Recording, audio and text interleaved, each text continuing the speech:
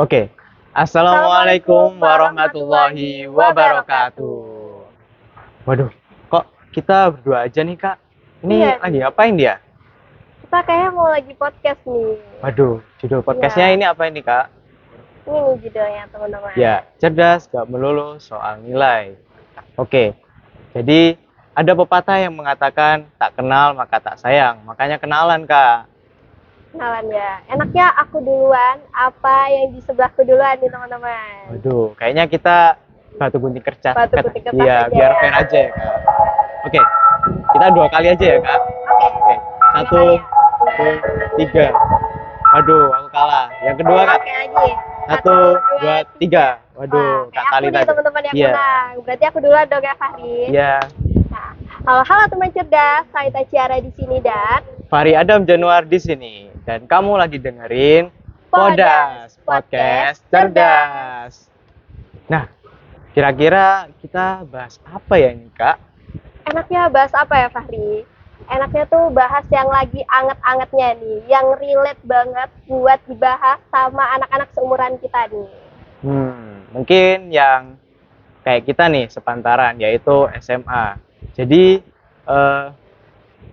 yang paling sering dikhawatirin sama kita nih, Kak, terkait dengan nilai akademis. Ya, betul banget teman-teman ya. Apalagi kalau SMA itu masa-masa krusial ya teman-teman, karena kita lagi ambis-ambisnya buat Betul mengejar banget. PTN. Ya, Betul, entah itu teman-teman. PTN ataupun ada yang memilih ke kedinasan dan Iya. lain-lain. Betul Oke, banget.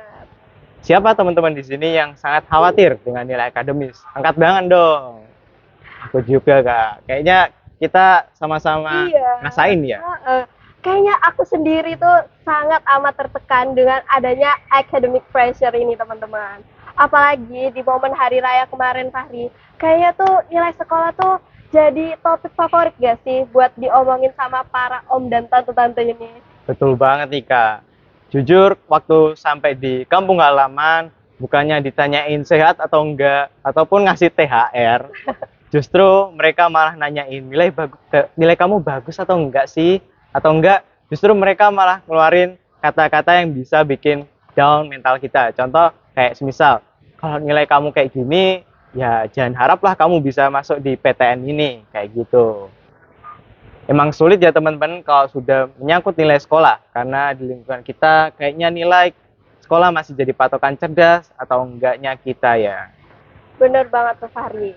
Apalagi di momen lebaran itu kan harusnya jadi momen yang hangat, terus kita pembawaannya enjoy dan happy. Tapi malah pertanyaan-pertanyaan kayak gitu tuh yang malah ngebuat mood kita tuh jadi turun ya Fahri ya. Betul banget, Kak. Padahal kan nilai itu nggak bisa jadi patokan seorang anak itu pinter atau enggak gitu. Ya nggak Fahri? Tuh. Banyak banget malahan nih orang-orang itu nggak segan saling bandingin nilainya satu sama lain dan ujung-ujungnya tuh malah bikin minder dan nggak semangat ya nggak Fahri? Kamu pernah kayak gitu nggak? Wah, jujur aku sih masih suka istilahnya banding-bandingin nilai dengan teman sebangkuku atau teman-teman dekatku. Jadi ketika nilaiku istilahnya jauh lebih buruk daripada sebelumnya ataupun istilahnya jauh daripada teman-teman dekatku, aku bakalan overthinking banget nih, Kak. Justru kayak hal kayak gitu bikin istilahnya hari-hariku jadi sedih gitu, Kak. Sebenarnya menurut Kak Talita nih, nilai akademis tuh beneran menandakan kita cerdas atau enggak sih? Mending kita bahas aja nggak sih? Boleh. Yuk kita bahas. Oke. Oke, dari kata cerdas sendiri, Kak, mempunyai arti pintar dan paham terhadap masalah, serta cekatan untuk memahami ketika diberikan informasi, Kak. Sedangkan kecerdasan merupakan kesempurnaan dalam perkembangan pikiran dan kemampuan seseorang dalam memecahkan suatu masalah. Nah, tapi sangat disayangkan banget nih teman-teman. Rata-rata orang tua dan guru jadiin nilai akademis ini tuh patokan kecerdasan siswa yang pada akhirnya kita sendiri tuh jadi tersugesti sama statement itu dan kita jadi mikir kalau kita nggak pinter di bidang akademis berarti ya kita bukan anak yang cerdas gitu. Padahal nilai akademis ini kan adalah nilai ujian yang ditambah dengan nilai tugas-tugas siswa. Nah, terus gimana dong dengan anak yang nilainya rendah atau biasa-biasa aja? Emang boleh ya, Kari, disebut dia tuh anak yang bodoh atau anak yang nggak pintar?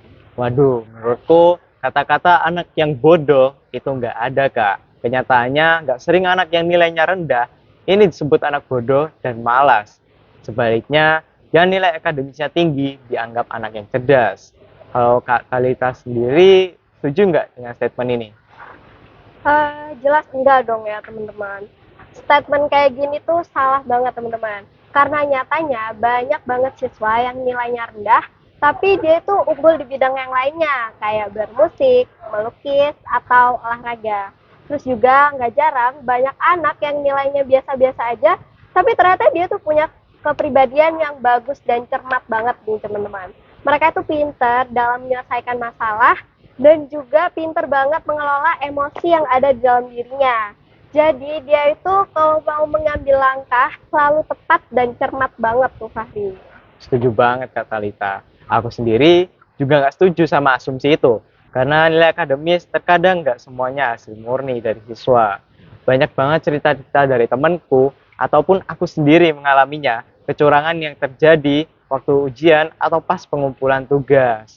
Contoh, ketika pengumpulan tugas, justru anak-anak yang malas itu hanya istilahnya nebeng jawaban ke anak-anak yang pintar. Wah, Ya enggak teman-teman? bener dong ya pasti. Dan Pasti juga kecerdasan itu kompleks banget, Kak. Nggak semua harus berhubungan dengan akademis. Banyak anak yang emang lemah dalam segi nilai akademis, tapi ia memiliki kelebihan di bidang non-akademis, seperti bidang olahraga, seni, dan lain-lain. Persis seperti yang Kak Talita tadi sebutin. benar banget.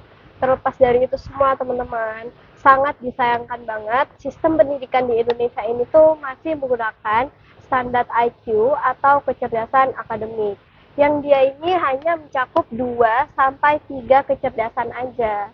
Nah, akibatnya anak-anak yang punya kecerdasan di bidang lainnya ini tuh gak bisa berkembang secara optimal karena dia itu udah terlanjur gak dihargain dan udah dicap bodoh sama sistem yang ada gitu. Oke, pertanyaannya adalah apakah anak-anak yang nggak pintar matematika, nggak jago hafalan, nggak menempati ranking 1, atau tidak ikut olimpiade, bahkan tidak lulus PTN, tidak pantas dikatakan sebagai anak yang cerdas? Apakah anak yang pandai menggambar, tapi matematika ataupun dari segi bahasa Inggrisnya bukan anak yang cerdas? Apakah para pendidik, guru, dan orang tua mengetahui dan menyadari hal ini?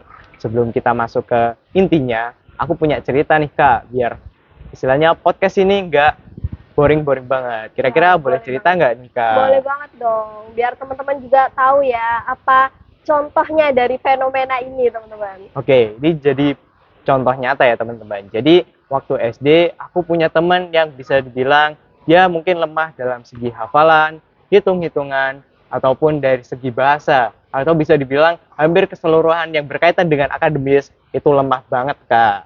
Nah, sering banget kadang dapat omongan dari guru bahwa contoh kayak bodoh ataupun malas belajar itu istilahnya udah sering dia makanan sehari-hari istilahnya kayak gitu, dan bisa dibilang itu membuat mentalnya down.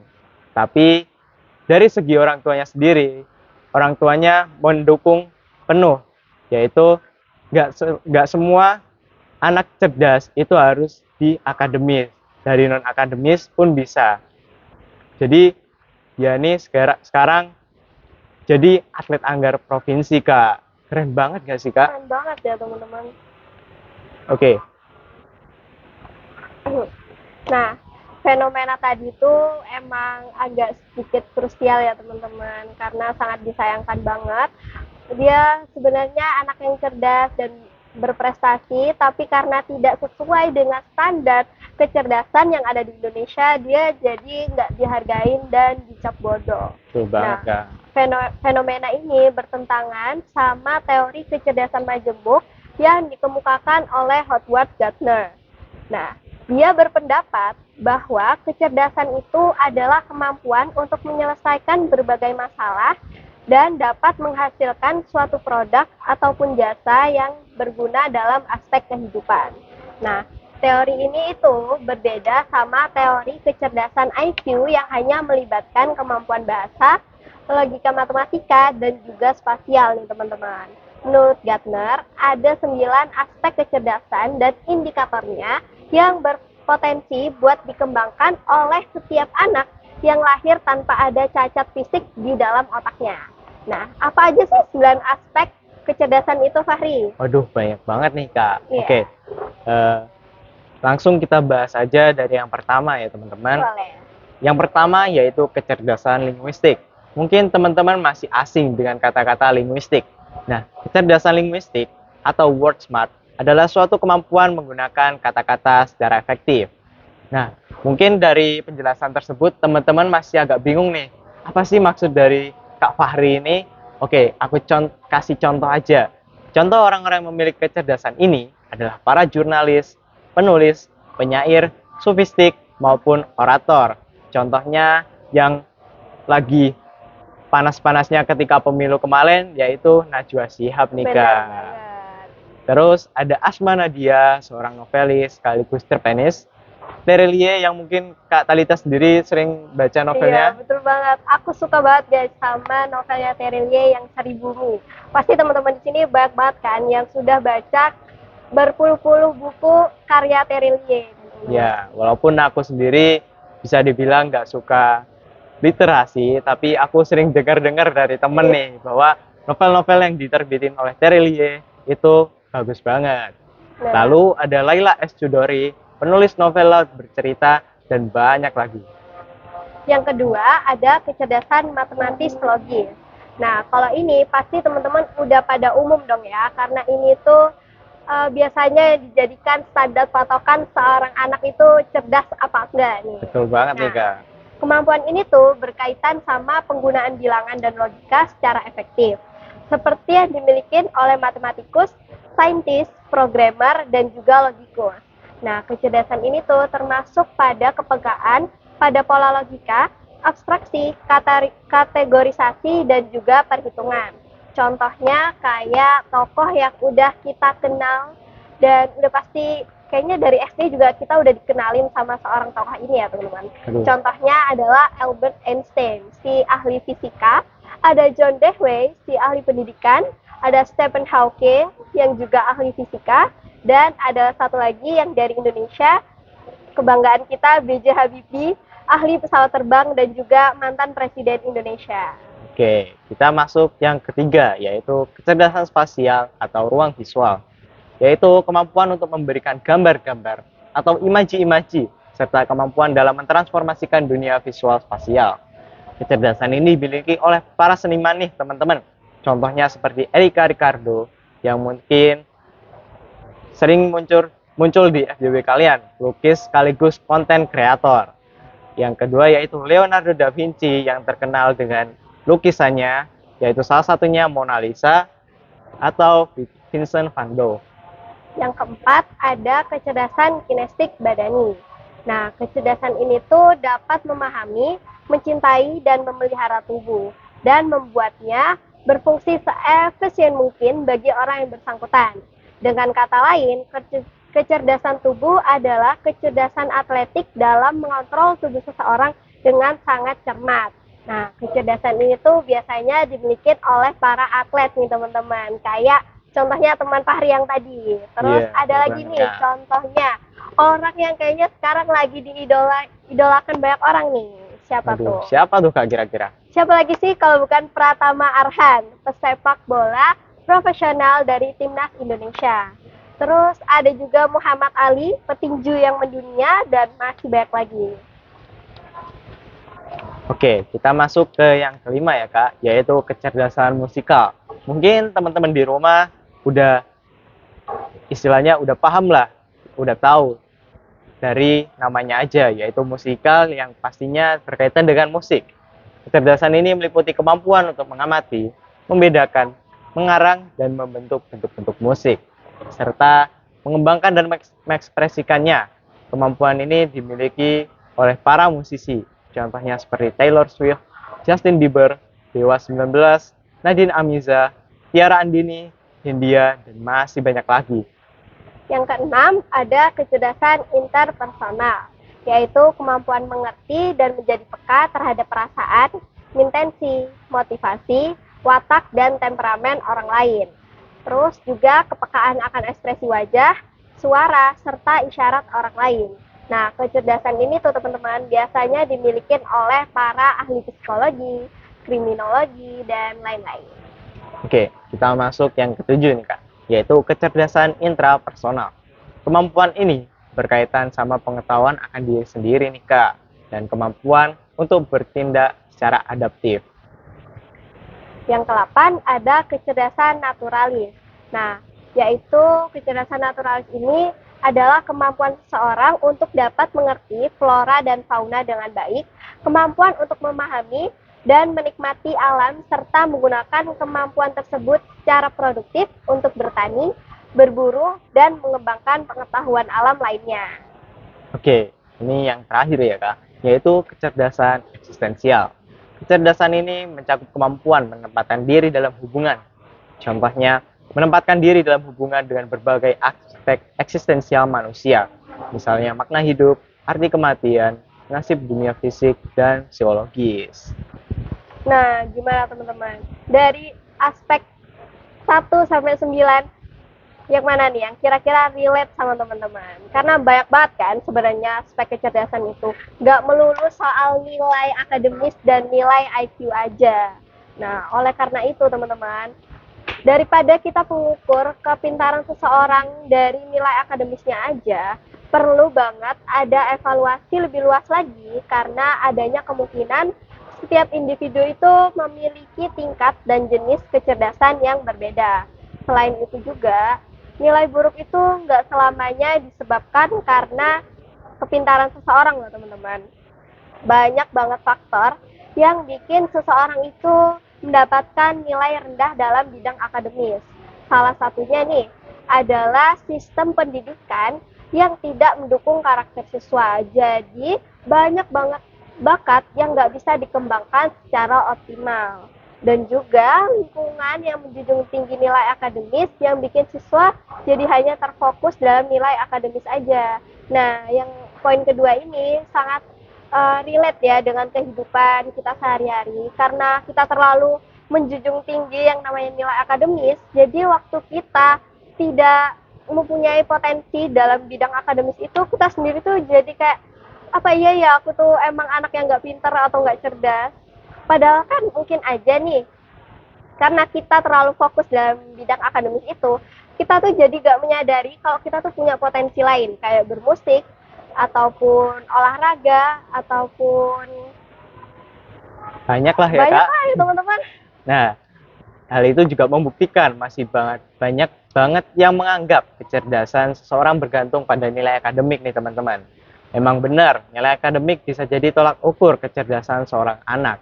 Tapi nggak bisa diterapin sama semua anak dong. Karena itu kita harus paham kalau nggak ada anak yang bodoh. Yang ada anak yang belum cerdas. Apalagi cuman gara-gara nilai ujiannya jelek ataupun nilai di salah satu mata pelajarannya jelek, mulai beli anak sendiri itu bodoh.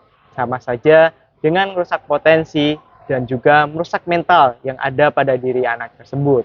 Lama-kelamaan, anak bakal meyakini bahwa dirinya itu bodoh, kayak tadi yang Kak Talita sebutin. Akibatnya, dia nggak bakal berkembang karena kepercayaan dirinya udah hilang tuh Kak. Bener banget. Terus berarti kalau kayak gitu tuh orang tua dan pendidik harusnya paham banget dong ya sama potensi kecerdasan seorang anak, ya nggak Fahri? Bener banget nih Kak Talita. Dari yang tadi kita udah jelasin nih, menurut Kak Talita sendiri, Kak Talita memiliki kelebihan di bidang kecerdasan yang apa ya Kak? Kayaknya kalau aku lebih cenderung ke kecerdasan musikal ya teman-teman. Karena aku itu nggak terlalu tertarik sama yang namanya matematika atau angka kayak gitu-gitu. Atau aku tuh bisa disebut anaknya tuh kalau di sekolah itu nilainya tuh pas-pasan gitu loh. Nggak terlalu bagus, tapi juga yang nggak jeblok-jeblok banget teman-teman. Aku lebih tertarik sama hal-hal yang kayak bermusik, menggambar gitu-gitu. Tapi sayangnya karena di lingkungan kita ini kan, apalagi di lingkungan keluarga aku itu sangat banget menjunjung yang namanya nilai akademis tinggi. Jadi kita itu, akunya itu jadi ikut Tertekan. iya, ikut tertekan dengan academic pressure ini teman-teman. Aku yang jadi lari-larian mengikuti gitu. Oke. Kalau kamu sendiri Fahri gimana? Nah, justru aku berbanding terbalik dengan Kak Talita ya. Justru aku suka banget atau punya kecerdasan di bidang matematis logis. Emang dari kecil aku punya ketertarikan lebih dengan yang namanya angka. Ya mungkin terdengar agak aneh ya, karena istilahnya matematika itu yang banyak banget dihindari oleh anak-anak, apalagi sepantaran kita ya Iya, Kak ya. bener banget teman-teman. Nah, kalau aku sendiri dapat dukungan lebih untuk istilahnya menekuni bidang tersebut. Entah itu dukungan untuk mengikuti olimpiade ataupun istilahnya kejuaraan-kejuaraan yang berkaitan dengan matematika gitu Kak. Tapi aku juga istilahnya bisa mencari istilahnya skill-skill lain yang enggak monoton di akademik aja nih Kak. Jadi imbang lah imbang gitu istilahnya. ya. Iya, betul banget Ini nih Kak. contoh yang bagus banget ya teman-teman. Jadi kita jangan terlalu terpatok pada nilai akademis. Jadi kalau kalian kurang dengan bidang akademik, kalian coba cari potensi yang lainnya. Betul. Tapi dengan catatan kalian harus bisa membuktikannya. Jangan cuma istilahnya ikut temen aja untuk ikut-ikut di bidang non akademis, tapi hasilnya nihil ataupun nggak ada. Kalian harus bisa menghasilkan dari hal yang kalian yakinkan itu, teman-teman. Nah, kecerdasan itu kan banyak banget ya ragamnya Kak. Kayak tadi yang kita udah sebutin. Jadi bisa dibilang kecerdasan nggak harus dipatok dengan nilai akademis dan nilai IQ saja. Banyak banget hal yang perlu dipertimbangkan buat nentuin kecerdasan siswa. Nilai akademis dan nilai IQ cuma angka yang nggak bisa nentuin kecerdasan seseorang anak ataupun masa depan seorang anak secara menyeluruh. Betul nggak nih Kak? Betul banget. Jadi buat teman cerdas yang kurang berprestasi di bidang akademik, please jangan minder dan insecure dulu ya, apalagi sampai merendahkan diri sendiri. Nah, dari obrolan kita di podcast ini, bisa disimpulin kalau setiap anak itu punya kecerdasan masing-masing. Mungkin ada yang kurang beruntung di matematika, tapi dia jago nih kalau soal bahasa Inggris. Atau ada yang kurang beruntung di bahasa Inggris, tapi dia kalau main gitar jago banget teman-teman. Banyak banget kan yang seperti itu. Pokoknya kalau kalian punya kekurangan di suatu bidang, percaya deh, kalian pasti punya potensi lain yang gak kalah kerennya. Betul banget Ika. Oke teman-teman, kayaknya kita udah di penghujung aja ya nih Kak. Nggak kerasa ya Kak ya? Ini antara kita yang kecepatan atau gimana ya? Kayaknya enggak sih. Harusnya sih pas ya teman-teman. Oke, seperti topik ini udah kita bahas sampai tuntas nih, ya enggak Kak Talita? Betul, kayaknya udah waktunya kita pamit nih teman-teman. Buat teman cerdas, kami ucapin terima kasih banyak banget sudah nemenin kita ngobrol tentang academic pressure ini sampai akhir. Oke, karena tadi yang salam duluan Kak Talita, sekarang gantian aku yang nutup. Boleh. Oke. Saya Fahri Adam Januar. Saya Talita Ciara. Pamit undur diri. Wassalamualaikum warahmatullahi wabarakatuh.